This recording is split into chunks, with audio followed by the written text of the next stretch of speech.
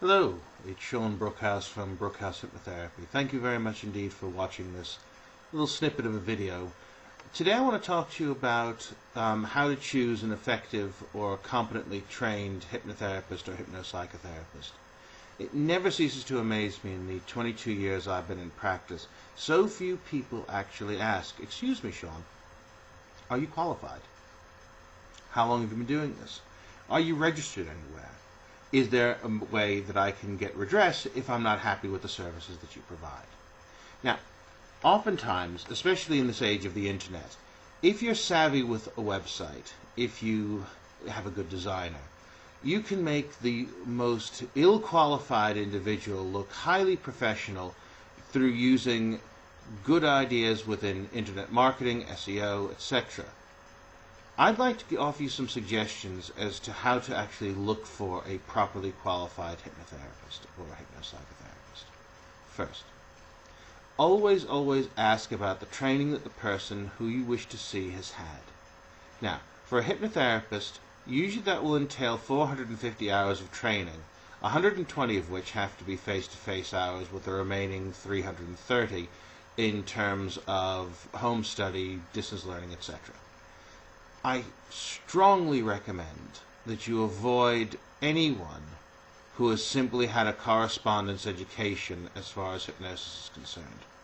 Correspondence education is fantastic, and for CPD and other methods, and for people who are already qualified, the idea of learning additional skills and technique through correspondence is perfectly reasonable. However, you wouldn't go to your dentist or your GP or your accountant or lawyer if all they did was train online or read a book and write a paper. It's imperative that the person to whom you are entrusting yourself has actually had some training in ethics, in how to hypnotize. There's no greater way of being able to determine whether a person is any good at this or not is to determine in their training whether they've actually hypnotized a living soul, as it were. Other than their training, now for hypnopsychotherapy I should say, is an 1800-hour master's degree level training, which is level 7 in our sort of hierarchy of levels of education. It's very important that if you consult a hypnotherapist who also claims to be a psychotherapist, that you ensure that their credentials are valid. In my opinion, the only valid psychotherapy qualification for people in our work are people who are registered through the United Kingdom Council for Psychotherapy. You can find their details at www.psychotherapy.org.uk. It's very important as well that hypnotherapists, if you're going to seek a hypnotherapist, that the hypnotherapist that you seek operates within their scope of practice. Very often people want to be helpful. Very often people want to, we come into this profession because we want to help people. But we also have to know our limitations. And if you look online, you've probably seen any one of a number of ridiculous claims that hypnosis can help you to grow your hair, hypnosis can help to grow your sexual organ. This sort of thing demeans us all. And in reality, what we should be insisting upon, those who will take on the job of leadership within our field, is that we push aside all of this nonsense of what hypnosis can and can't do. We are clear, academically speaking, the procedures and the types of treatment that we can do.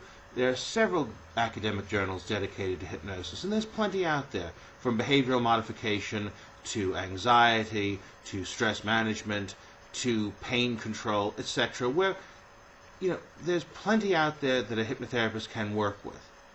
There's also plenty more hypnopsychotherapists can work with because of their more in-depth training within the psychological arts. Hypnopsychotherapists will have had a mental health placement, for example. They would have observed in a mental health facility. They will take on regular supervision. And by the way, that's a very key question that you want to be able to ask the person to whom you're going to consult. Are they currently in clinical supervision? Because clinical supervision is the way that you, as a member of the public, are protected whilst the profession is still in a flux, regulatory speaking.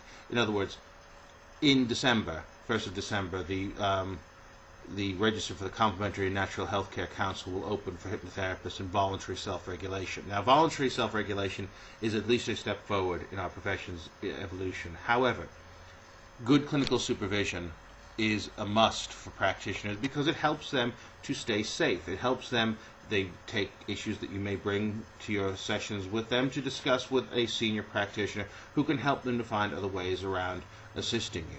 Now, that's a very important question. Never be afraid to ask for it. Never be afraid to ask, does the practitioner abide by a code of ethics?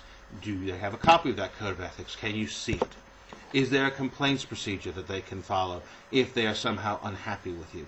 Most professional organizations will provide these services. Now, what I would like to suggest to you is certain organizations that I think you would do well to consult if you are indeed looking for a hypnopsychotherapist. And the one that I would recommend above all is the National College Student and Alumni Guild. They can be found at www.hypno-psychotherapy.net. These parties, these practitioners practice to a strict code of ethics, a legitimate complaints and disciplinary procedure. They are a member of UCCHO, which is the United Kingdom Council, the UK Confederation of Hypnotherapy Organizations, of which I am the founding chair back in 1998. The purposes of UCCHO was to ensure that the profession was able to maintain being professional. So you could do an awful lot worse than consulting a practitioner who's registered with the National College Student and Alumni Guild. If you have any questions, whether you choose to seek me or not is entirely academic at this stage. If you have questions about a practitioner's qualifications that you don't understand, or if you have questions that you would like to ask me with regards to hypnopsychotherapy training or hypnotherapy training, please feel free to contact me on inquiries, ENQUIRIES, at hypno, HYPNO, NLP.com, or ring me free on 0800 849 6327. I wish you well in your search for a properly qualified hypnotherapist or hypnopsychotherapist, and if I can be of any service in the future, please don't hesitate to contact me on the details I've given.